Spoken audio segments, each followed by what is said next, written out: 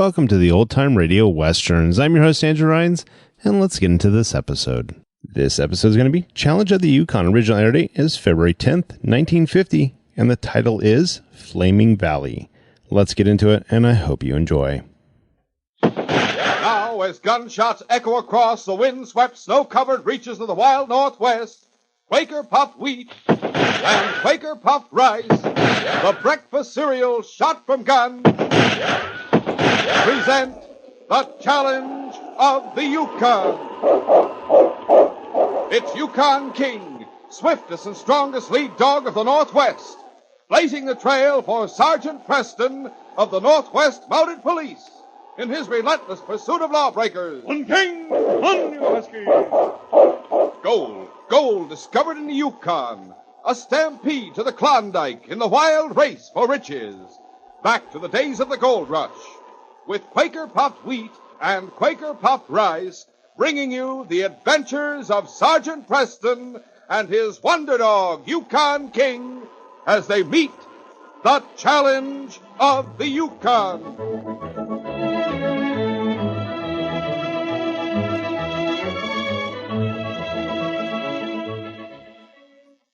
Have you heard the news? About the sensational new cutout models to build Sergeant Preston's famous Yukon Trail in your home? They're different models, large, easier to build. Hear the details in a few minutes. Don't miss this thrilling offer made by delicious, nourishing Quaker puffed rice and Quaker puffed wheat, shot from guns.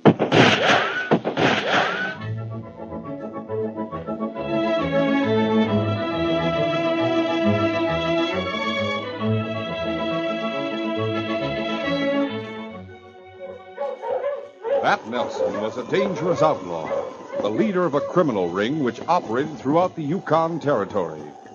After escaping from jail at Whitehorse, he had headed north along the Yukon Trail, counting on the help of various members of his gang to elude capture by Sergeant Preston.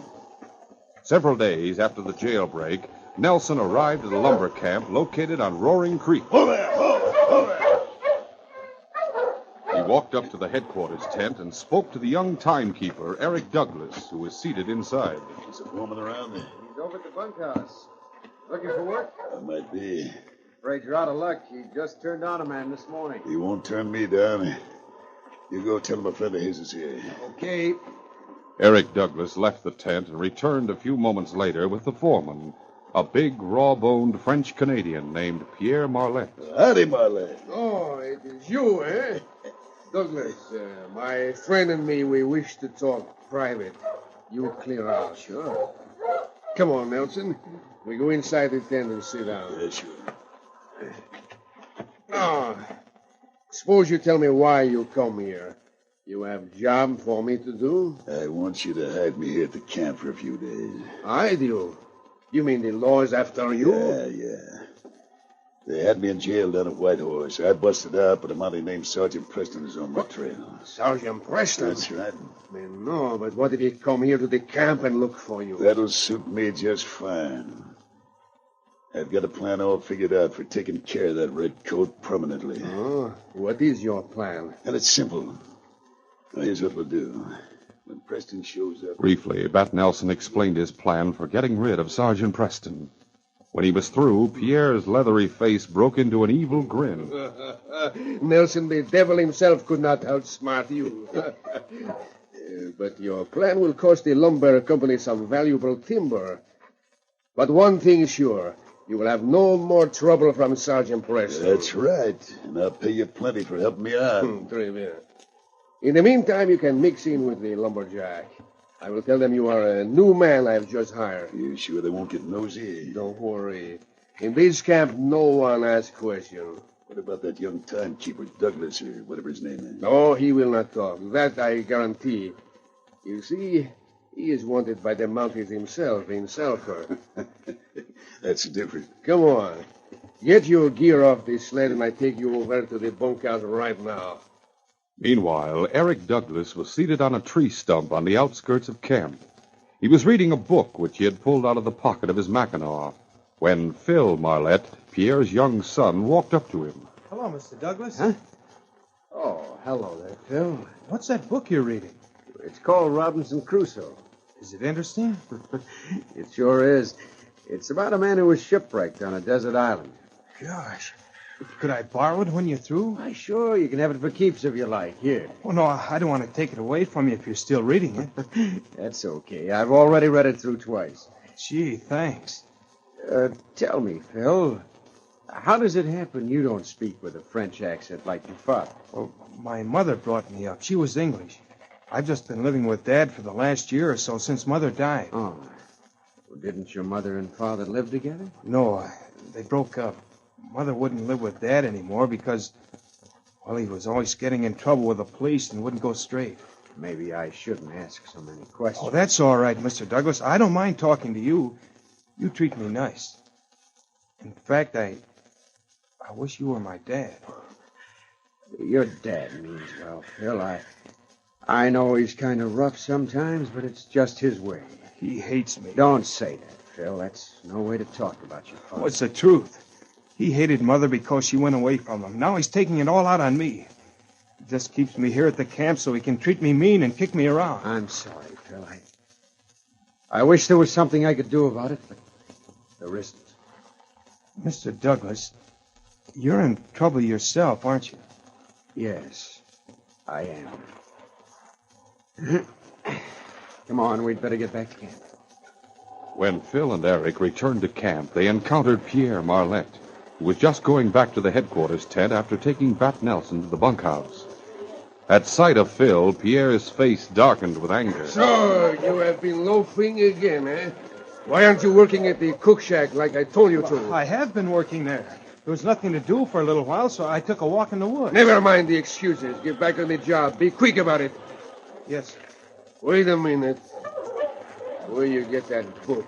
Mr. Douglas gave it to me. I'm going to read it. You have already spent too much time reading. From now on, you are through with all that. Give the book to me. No, please, don't take the book away from me. I'll work hard. I say give it to me. No, I won't. It belongs to me, and you have no right to take the book. Good for nothing. Oh, now, wait a minute. You keep out of this, Douglas. Maybe now the boy will learn to obey when I give him order. And just teach him a lesson. Taking the book out of Phil's hand, Pierre proceeded to rip it to pieces. There. I guess that will take care of your precious book. Now, take it to the cook and tell him to throw the pieces in the stove. And as for you, Douglas, if you wish to stay healthy, you will keep away from the boy from now on. The following morning, Sergeant Preston arrived at the camp. King was running ahead of the team as loose lead. Okay. Eric was absent from the camp on an errand. Pierre Marlette emerged from the headquarters tent and greeted the sergeant. Bonjour, Monty. What bring you this way? I'm looking for an escaped criminal named Bat Nelson. I seen heading toward your camp. Oh, what does he look like, this Bat Nelson? It's a big fellow, over 6 feet. Heavy set, has a scar across his left cheek. He's driving a team with a big black Newfoundland as lead dog. Oh, oui, I know the man you mean. He stopped at the camp yesterday evening. Stay overnight? No, he had something to eat, and then he shoved on again. Which way did he head? He head upstream toward the Indian waterfall. But that'll take him right into a closed valley. Oui, that is so, Sergeant. That's funny. What is funny? He knows I'm on his trail. Why should he bottle himself up in a valley with only one exit? Perhaps he's going to meet someone in the valley. Why do you say that? Before he leave, he asked me if anyone is leaving the old cabin up by the waterfall. I say, oui. One of the lumberjack tell me he sees smoke coming out of the cabin. How did Nelson react when he heard that? Oh, he seemed very pleased. He say, good. Then he drive off. Oh. Well, in that case, you're probably right about him going to meet someone. Well, thanks for the information. All right, monsieur. I'm always glad to help the police. All right, King. Light him up, boy. Light him. Au revoir, my friend, and good luck. Thanks. On, King! On! Oui, good luck, Sergeant. You will need a lot of it. When Sergeant Preston was out of sight, Pierre left the camp and headed toward the spot where the lumber crew was working. He told Bat Nelson what had happened. That's good work, Pierre. We'll give him an hour or so to get inside the valley. Then we'll set fire to the trees clear across the entrance. And by the time he find out what is happening, it will be too late to get out. Yeah, that's right. That north wind is blowing mighty cold these days, but I reckon Preston will be warm enough. The valley which Sergeant Preston had entered was thickly wooded, especially across the entrance, where a heavy growth of underbrush almost obscured the spaces among the trees. It was early winter, and the tree branches were still dry and crisp from the autumn drought, ready to blaze like tinder at the first touch of fire. The trail which Sergeant Preston was following lay alongside a foaming rapids, fed by the Indian waterfalls at the head of the valley. The sergeant had nearly reached the waterfalls when suddenly King halted and sniffed the air. The north wind blowing up the valley had carried to his nostrils the acrid smell of smoke. What's the matter, fella? In answer, King gave a sharp bark and ran back toward his master. He tugged at his master's sleeve as though he wanted him to turn around. Oh, what's wrong, boy? Someone following The us? sergeant turned and saw wisps of smoke pluming up over the treetops in the distance. King, it's a forest fire. The sergeant knew that the valley would act like a chimney, sucking the flames inward at high speed. Yet before he could turn and fight his way out of the valley, he must make sure no one was in the cabin. Come on, King, we've got to travel fast. Up front, boy. All right. On, King! On, you huskies! Meanwhile, after setting the fire, Bat Nelson and Pierre Marlette had returned to the spot where the lumberjacks were working. Pierre was supervising the activities of the lumber crew when he saw Eric Douglas, the young timekeeper, running toward him. Marlette, get the men and come quick. Hey, what's that? Since when have you started to give orders to the foreman? Never mind all that. For heaven's sake, can't you see the smoke over there at the mouth of the valley? Oh, oui, that.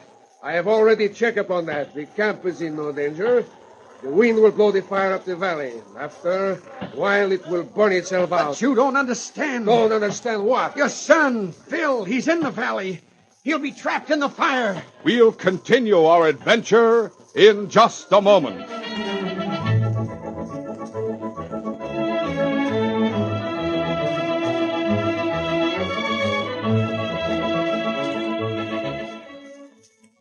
Listen, fellows and girls, there's no waiting, no extra cost.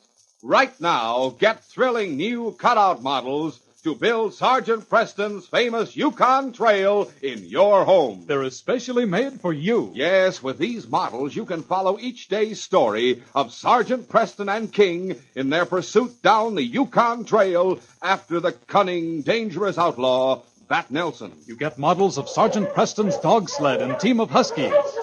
Yes, they're models you can hitch up and move around. You get the Indian waterfalls in today's story.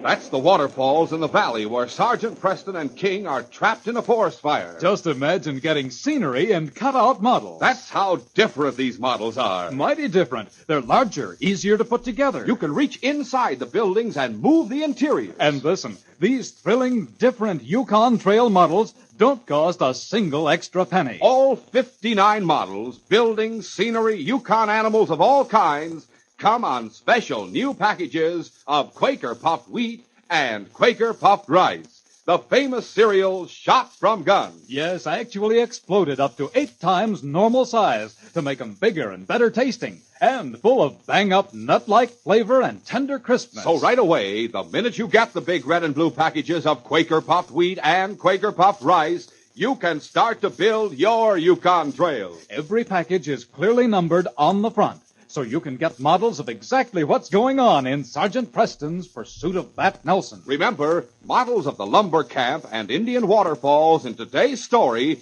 are on number 3 package of delicious Quaker puffed wheat and Quaker puffed rice. So hurry and get yours. There's nothing to send in, no money, box tops, or coupons. Your grocer now has these Yukon Trail cutout models that come only on Quaker puffed wheat and Quaker puffed rice. Act fast. Follow the stories from today on with these Yukon Trail models.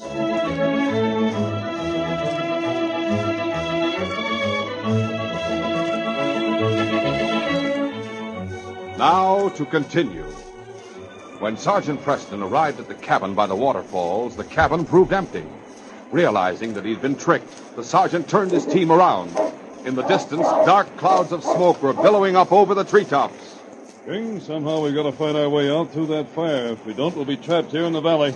All right, boy, line the team. On King! On Halfway through the valley, they encountered the first waves of heat from the fire.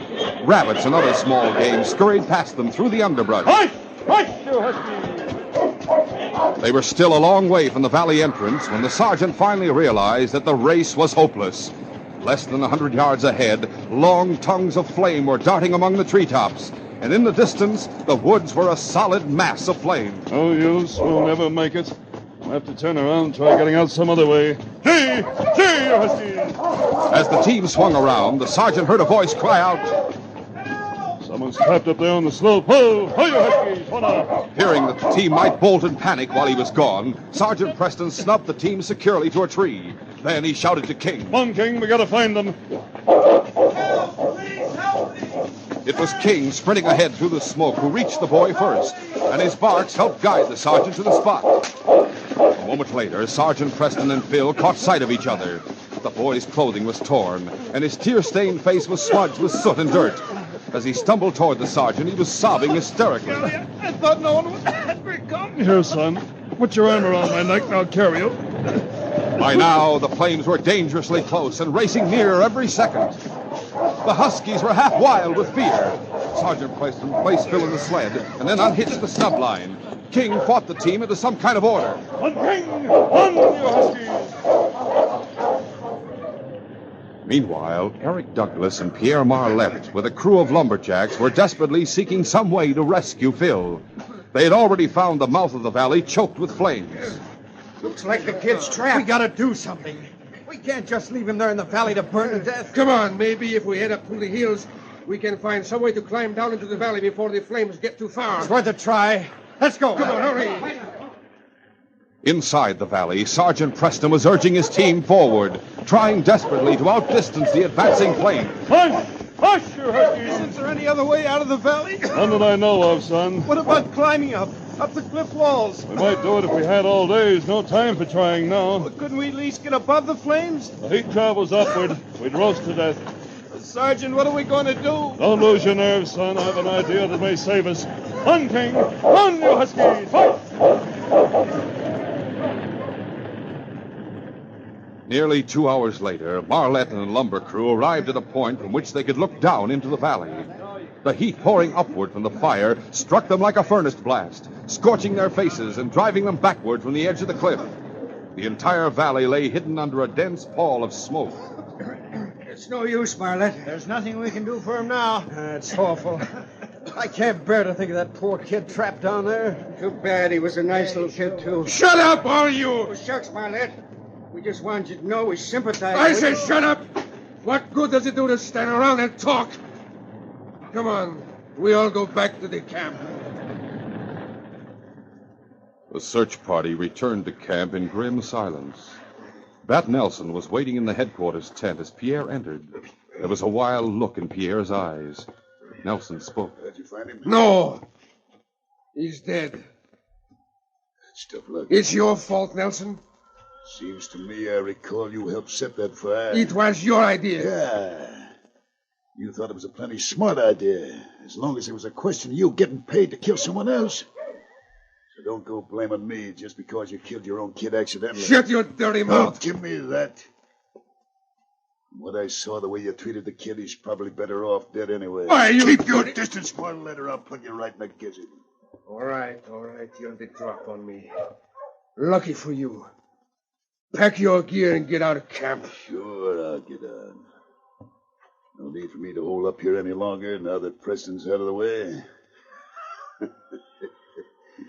So long, Marlette, and thanks for the help. Night brought a heavy snowfall, and by morning the forest fire had died out, leaving the valley a smoldering waste of blackened stumps and scorched earth. Meanwhile, at the lumber camp, work went on as usual.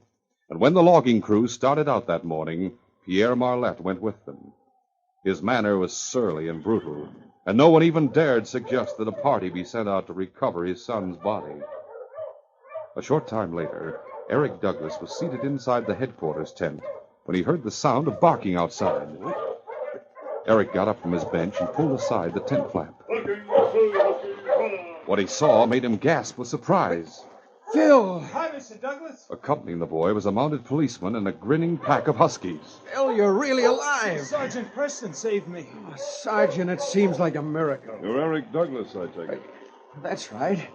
How did you know? Phil told me about you. Oh, I see. I'd still like to know how you managed to save him. I was in the valley myself when the fire started. I took refuge under the waterfalls till the fire died out. Under the falls? That's right. Luckily, there was a big enough space between the falls and the rock to shelter Phil and me, and the dogs, too. Not that we had a very comfortable time of it. I'll bet you didn't. May I ask how you happened to be in the valley in the first place? I was trailing an escaped outlaw named Bat Nelson. Marlette told me Nelson stopped here at the camp night before last and then headed up the valley. That's news to me. It was a lie. There's not much doubt about that. I don't understand. Marlette sent me into the valley and then started the fire in order to get rid of me. What? My guess is right. He's in cahoots with Nelson. Tell me, have you seen a big husky fellow with a scar on his left cheek around camp lately? Why, sure I have. Marlette hired a man who answered that description, but he said his name was Bill Smith.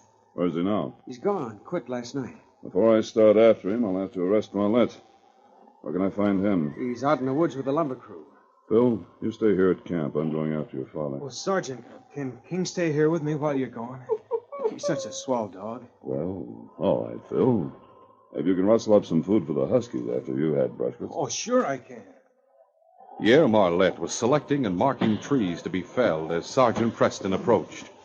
At sight of the sergeant, the foreman gaped in astonishment, and his weather-beaten face turned deathly pale. Why, Preston. Surprised to see me, Marlette? I thought you'd die in the forest fire. Yes, I know you did. In fact, you planned it that way, you and Bat Nelson. You started that fire in order to kill me. You can't prove that, Preston. Can't I? You told me Bat Nelson headed up the valley. Instead, you were hiding him in your camp. I think any jury will draw the same conclusion I did. Bien. Look like the game is up. What do you intend to do with me? Take you to jail, of course. First, we're going back to camp and decide what to do with your son. My son? You mean he's still alive? Yes, we both got out of the valley safely.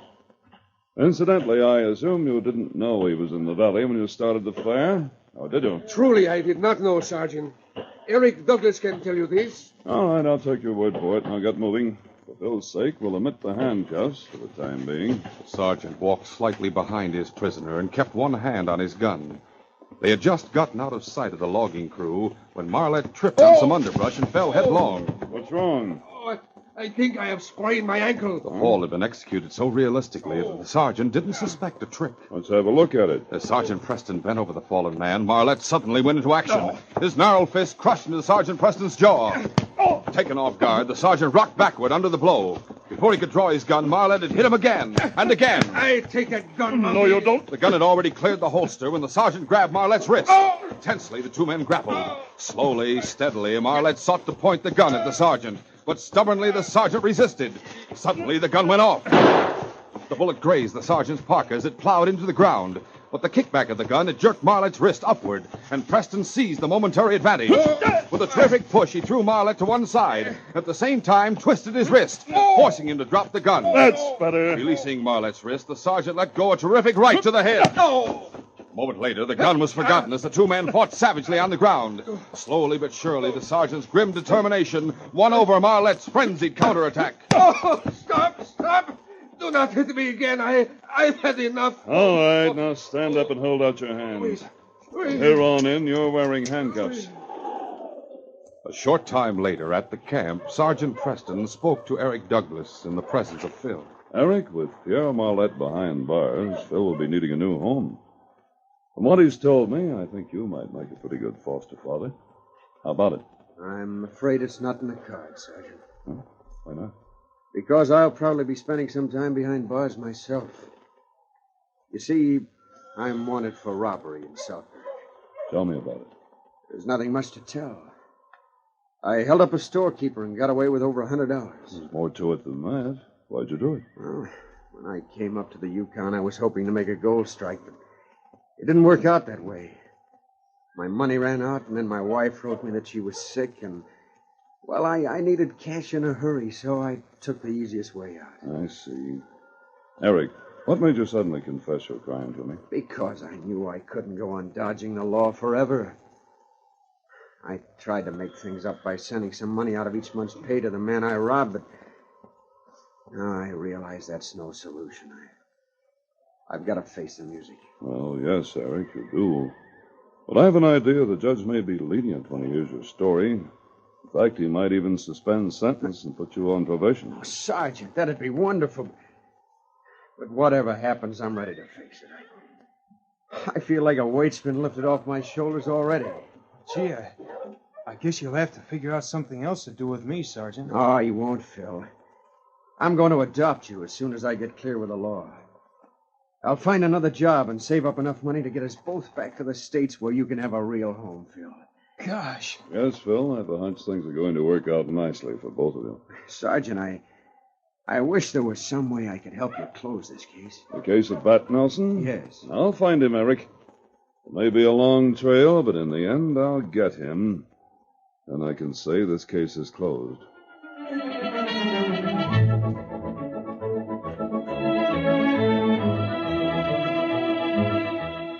In just a moment, Sergeant Preston will give you a preview of Monday's adventure.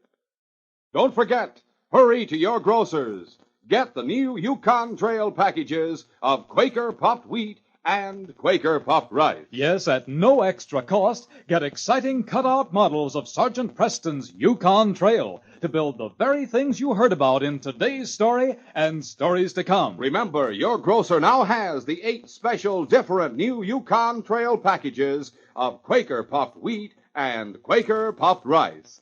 The swell-tasting cereal shot from guns to make 'em king size. And extra crisp and delicious. On package number 1 and 3, you get models of the lumber camp where Bat Nelson hid out today, the Indian waterfalls that saved the lives of Sergeant Preston, King, and Phil, Sergeant Preston's dog sled and team of huskies, and many others. Every package is clearly numbered on the front. You'll want the complete set of 8 Yukon Trail packages for the stories to come. There's no waiting, nothing to send in, no extra cost. These larger, easier-to-build Yukon Trail models are at your grocer's right now. They're right on the packages of Quaker puffed rice and Quaker puffed wheat. The original, crisp, fresh, shot-from-gun cereal that is never sold in bags or bulk. Get yours right away. Listen Monday when Sergeant Preston and Yukon King meet the challenge of the Yukon in the case of the haunted mine. The dead Dutchman was a haunted mine.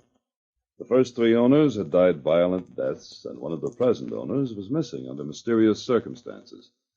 I accidentally stumbled onto the secret of the mine while investigating a gold robbery, and my discovery led to a duel in the dark with someone who was bent on making me the mine's next victim. Be sure to hear this exciting adventure Monday.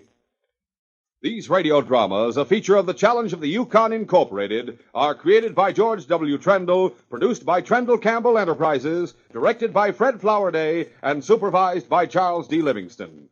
The part of Sergeant Preston is played by Paul Sutton. They are brought to you every Monday, Wednesday, and Friday at the same time by Quaker puffed wheat and Quaker puffed rice, the breakfast cereal shot from guns.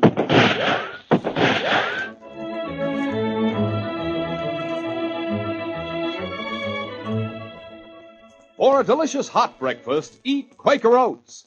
The giant of the cereals is Quaker Oats. Delicious, nutritious, makes you feel ambitious. The giant of the cereals is Quaker Oats. Say, boys and girls, do you want to be a star someday in sports and activities? Then start on good Quaker Oats breakfast tomorrow. 'Cause nourishing oatmeal gives you more growth and endurance than any other whole grain cereal. Remember, Quaker and Mother's Oats are the same.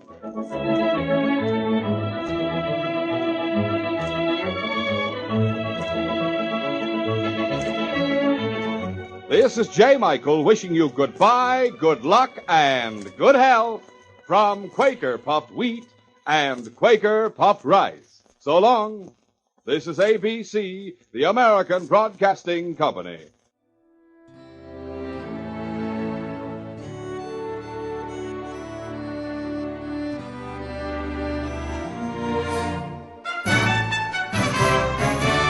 This has been a presentation of OTRWesterns.com, and we hope you enjoyed. Please take some time to like and rate our shows in your favorite podcast application. Follow us on Facebook by going to OTRWesterns.com/Facebook.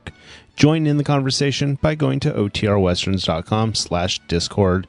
And don't forget to send us an email, podcast@OTRWesterns.com. This episode is copyright under the Attribution Non-Commercial Share Alike copyright. For more information, go to OTRWesterns.com/copyright. Have a great day, and again, thanks for listening.